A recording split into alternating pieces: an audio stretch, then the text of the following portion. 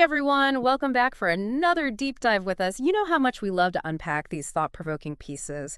And today we're going to be taking a look at A Woman Who Walks Alone. It's this really inspiring speech by Jordan Peterson.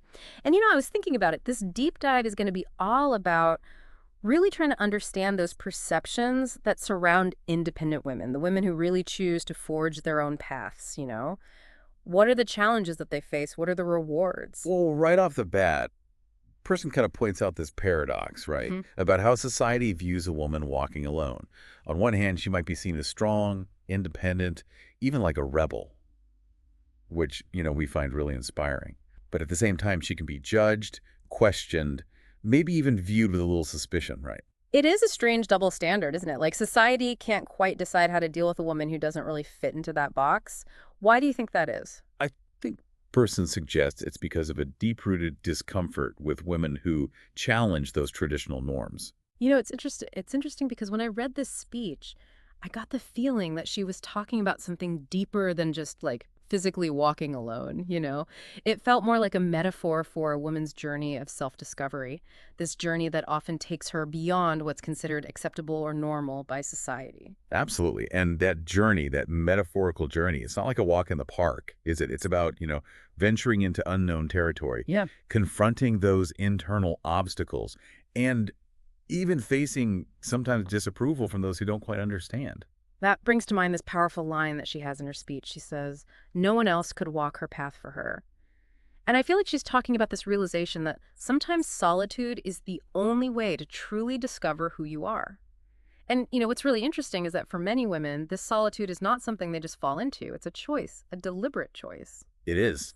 And often it's a choice that's born out of, life experiences, those moments where you're forced to reevaluate and shed expectations that may never have really fit in the first place. So then what happens when a woman makes this conscious decision to walk alone? Well, it becomes like a declaration of independence. It's like saying, I'm not going to conform to the roles society wants to put on me. I'm going to define myself on my own terms. It's like she's rejecting those predefined boxes, right? Like caretaker, supporter, the quiet one in the background. Not that she's rejecting those roles completely, but she's not going to let them define her. Exactly. And I think this declaration of independence can be met with all sorts of accusations. Like what? Well, she talks about women who walk alone being labeled cold, distant, even selfish. I noticed that she doesn't shy away from those labels. In fact, it seems like she leans into them. Like she's saying, okay, let's unpack why you see it that way. Yeah. She's arguing that these accusations are misinterpretations. It's not about rejecting others. It's about understanding yourself outside the pressures of those societal expectations. To understand yourself, you have to be willing to confront what person calls the raw, unfeared truth of your existence. Right? She doesn't sugarcoat it. She says this journey requires you to face your scars, those dreams you might have put on hold, and those ambitions you might have buried under the weight of other people's expectations. It reminds me of those classic hero's journey stories, where the protagonist has to go out into the unknown, face those demons, and then they come back transformed. But unlike those epic tales, I think in this case, this journey isn't always so clear-cut. It feels like there's a price to pay for this independence. Absolutely. She acknowledges that. The potential sacrifices, the isolation, the difficult decisions that might disappoint family or friends. So it's not for the faint of heart, right? There are real challenges to face on this path. Yeah, and that's where this idea of redefined strength comes in, I think. A person is not talking about like that obvious strength, like dominating others or always being in control. Right? It's more of a quiet strength, the kind that might not always be visible to everyone. It's exactly. Resilience, that deep inner strength to keep going when things get tough. It takes courage to be true to yourself, even when you face disapproval, or even walking away from things that aren't working for you. That idea of walking away, what if a woman decides to leave a relationship everyone tells her to stay in? Or a job, maybe it's secure but she's miserable? Or even a whole way of life that just doesn't feel real anymore? That takes a different kind of strength. For sure. There's just so much pressure on women to conform, to play it safe, to put everyone else first. But sometimes the strongest thing is walking away from what's expected and creating a life that, I don't know, just feels more true to who you are. Yeah, absolutely. There's this line, she stands at the crossroads of vulnerability and strength. It's like realizing that embracing your true self flaws and all, it's the bravest thing you can And do. that vulnerability, Yeah. that willingness to be seen for who you really are, that's what the true strength is. It's not about pretending to have it all figured out. So choosing solitude, it's not about rejecting connection or isolating yourself. It's more about creating space for self-discovery. Like hitting pause on all the noise and demands so you can actually hear your own inner voice. But even though she talks about this internal journey, she doesn't shy away from the fact that these choices have an impact on the world. Right. She says that when women embrace their autonomy and prioritize their own growth, it creates this ripple effect that goes way beyond their own lives. A chain reaction of empowerment. Exactly. When one woman has the courage to break free, it can inspire others to do the same. And it challenges us to reconsider what it means to be strong, independent, And fulfilled. which leads to another point she makes.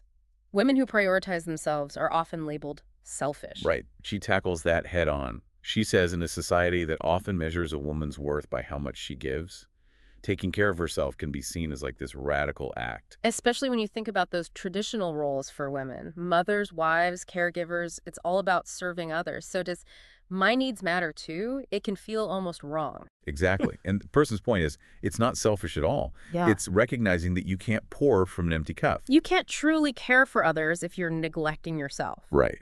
And she even says that taking care of yourself allows you to be more present in your relationships. Like that oxygen mask thing on airplanes, right? Yeah. You got to put your own mask on first. I love that analogy. So she's really advocating for a shift in perspective, a deeper understanding of why a woman chooses to walk alone, to see it not as something to be scared of, but something to celebrate. She's saying these women aren't rejecting connection. They're redefining it, forging their own paths, showing us there's more than one way to live a meaningful life. Yeah, it's a powerful message, especially, when you think about how often society tries to fit women into these very specific roles. She's saying, hey, there's more than one way to be a woman, and each path has its own beauty and strength. It's about celebrating that diversity Mm-hmm. and recognizing that those journeys, even when they seem solitary, they can have a huge impact on the world. That's one of the biggest takeaways, I think, that personal growth and empowerment can lead to positive change on a larger scale. It makes you think about all the women throughout history who dared to challenge things, the ones who walked their own paths and, paved the way for others. The scientists, artists, activists, entrepreneurs, they all had to face challenges and forge their own paths. And their courage to be different, it made the world a richer and more vibrant place. Like that quote, well-behaved women seldom make history. Right. It takes a certain boldness, a willingness to step outside of what's expected. To really make a difference. And Yeah. sometimes that boldness means embracing solitude, facing those internal struggles, and coming out stronger and more authentic. So how can we as a society better understand and support these women? How do we create a world where they feel seen and valued? I think we have to start by looking at our own biases. Do we judge women who put their own needs first? Do we question them when they make choices that don't fit the mold? Even those little things, like raising an eyebrow when a woman travels alone or spends a Saturday night by herself. It's subtle, but those judgments add up. For sure. And remember, everyone's journey is unique. What might look like solitude to one person could be strength to another. It's not about judging. It's about respecting the choice. So instead of questioning them, maybe we should just ask, how can I support you? Exactly. And that support can look different for everyone. Sometimes it's listening without judgment, offering a hand, or celebrating their wins. This speech got me thinking about my own journey. What expectations have I internalized? Am I living true to myself? What would it look like to embrace my own solitude, even if it feels uncomfortable? Those are questions we should all ask, no matter who we are. The path to self-discovery is rarely easy. There will be detours and challenges, but it's in those moments when we face the unknown that we discover our strength. I think that's what it's all about, isn't it? Embracing the journey, learning from our experiences, becoming the best versions of ourselves. Absolutely. And sometimes the most incredible journeys begin with a single step taken alone. So as we wrap up this deep dive into a woman who walks alone, I want you to think about what resonated most with you. Maybe it was redefining strength, the importance of self-care, the courage to forge your own path, whatever it was. I hope it sparked some new ideas and inspired you to embrace your own unique journey, even when it means walking it alone. And remember what Jordan Peterson says, true freedom is not in the approval of others, but in the unwavering commitment to one's own journey. So go out there and walk your path with courage and authenticity and a whole lot of self-love,